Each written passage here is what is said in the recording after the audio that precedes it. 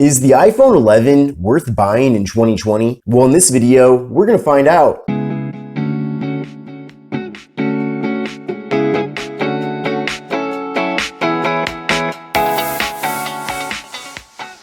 This video is sponsored by the BatPods Pro earbuds. Easily connect this audio product to your iOS or Android device for a comfortable and truly wireless listening experience. With the included charging case, you can expect to get up to 20 hours of usability. The sound quality with the device is excellent, and the earbuds are very comfortable to use. Check out the link in the video description to learn more about this product, or stay tuned for my full review video, which will be out next week. Hi everyone, this is Kevin here, and this is the iPhone 11. Now this device was launched in the fall of 2019 and is around 6 months old at this point.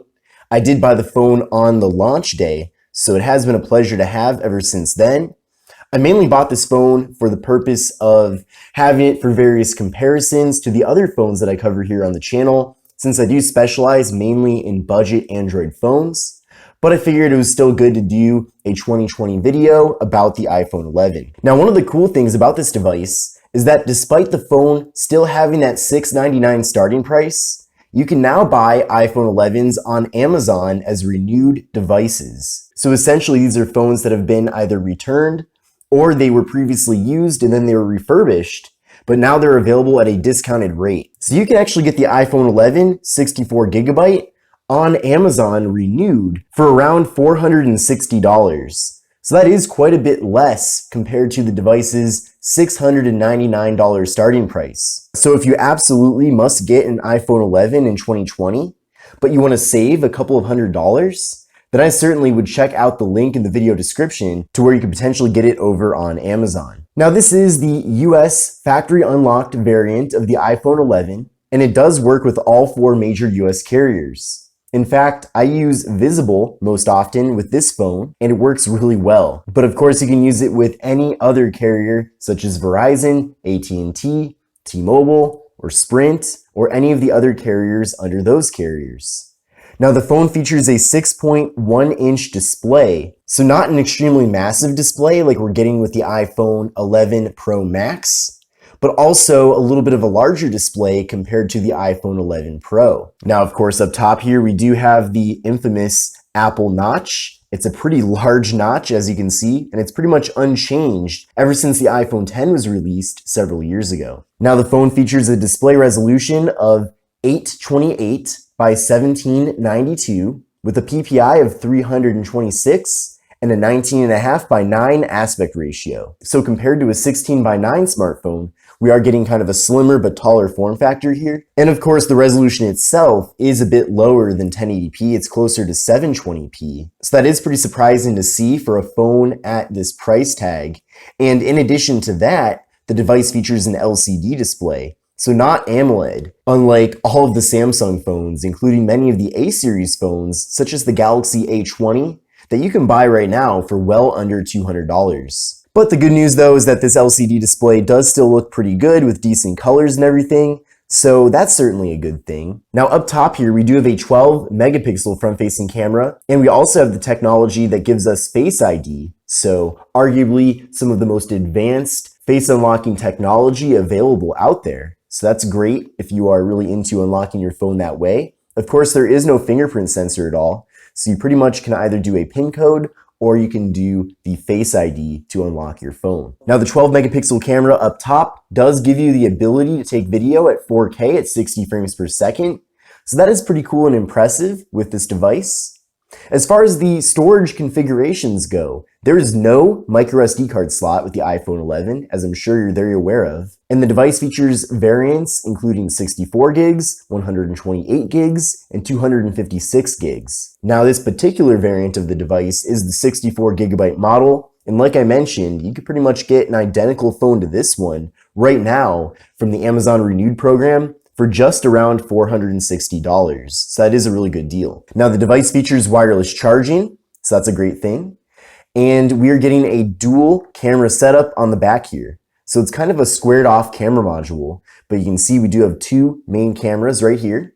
So we get a 12 megapixel primary camera and a 12 megapixel ultra wide angle camera. So the device definitely takes really great looking photos and videos. And of course, being able to take those in ultra wide is another added bonus. I especially like taking ultra wide photos if it's like a picture of a group, for example, or maybe I'm on vacation and I'm taking photos of my surroundings. I definitely don't use the ultra wide angle camera for every situation, but in a decent amount of situations, I do use it. Another cool thing with the phone is that we do get portrait mode with both the rear and front cameras, so that's excellent. Now internally with the device, we're getting 4 gigabytes of RAM and the Apple A13 Bionic processor. Now I did run an Antutu benchmark test with the device, and I got an overall score of 544,328. So a very impressive score, that's for sure. In fact, one of the best scores I've gotten in a long time from any device. Now, of course, with iPhones, since Apple does make both the hardware and software,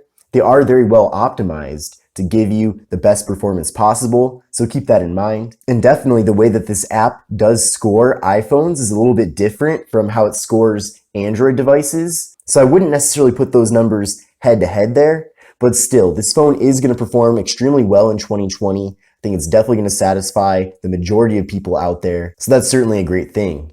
Now with the rear camera, we're also getting 4K video recording at 60 FPS, so that's really good as well. The phone does feature a 3110 milliamp hour internal battery, so decently large. And again, since Apple does control the hardware and software, they typically have really good battery optimization with their devices. And certainly from my experience of using the iPhone 11, the phone gets really great battery life. Now the software on here is iOS 13. Of course, I'm expecting to get updates to newer versions of iOS over the next several years at the very least. So that's another department where Apple does do really well. Now taking a closer look at the actual build of the device. Of course, I talked a lot about the front panel here. Of course, we are getting that very large notch, and hopefully they shrink that down in the future, but for now, that's the way it is. But we do get decently small bezels all around the device, so that is a really good thing. I do like how the bottom bezel is pretty much symmetrical with the side bezels, which is also something that I greatly appreciate. If you're curious about some size comparisons,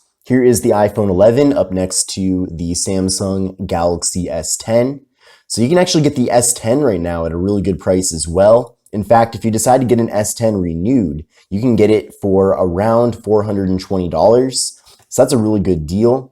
But you can see, putting these side by side, I would say that the S10 certainly does look a lot more modern. Of course, we are getting a much smaller notch. In fact, we're not really getting any sort of notch with the Galaxy S10, but we are getting a hole punch for the front-facing camera.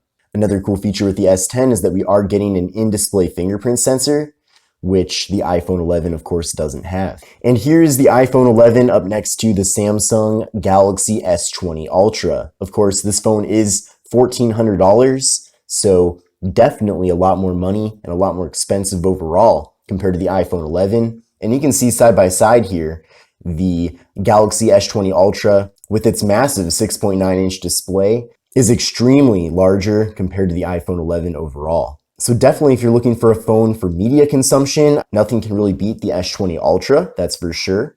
And of course, when it comes to camera abilities, the S20 Ultra offers a lot more features and options for you. Now, if you do want me to do a comparison between these two devices, then definitely let me know in the comments below.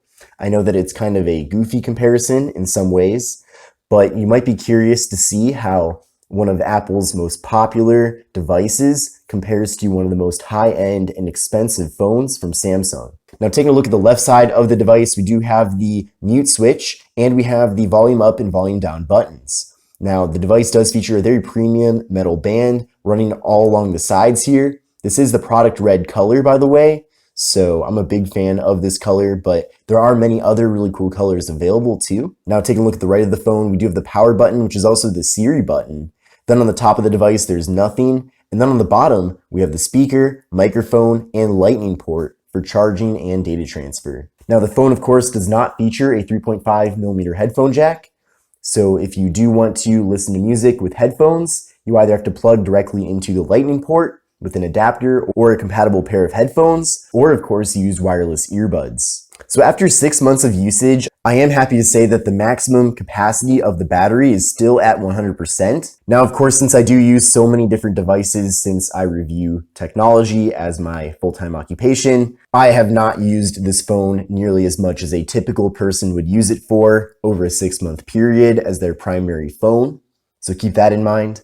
But still, of course, I've had a great experience with the battery life on the device, so I have been very happy with it overall. So is the iPhone 11 worth buying in 2020? Well, I know that we do have the budget iPhone coming up very soon, whether it's the iPhone 9 or iPhone SE. It's looking like it's going to be called the SE. So that might be a phone that you might want to consider going for instead. Of course, I don't know much yet about what that device is going to offer, but I don't want to get too far into speculating that because otherwise that would make this video obsolete in like literally a few days from now. But I'm sure you're not going to have features such as an ultra wide angle camera, for example, and you're going to get a home button instead of having the gesture-based navigation. So definitely if you're looking for a device that features kind of the future form factor of iPhones with the gestures and other features like an ultra wide angle camera, then the iPhone 11 might still be one of the best choices for you, especially if you're on a budget. But I hope you enjoyed this video. Definitely let me know what you think about it. Give it a thumbs up, and of course, check out all the various links in the video description to learn more.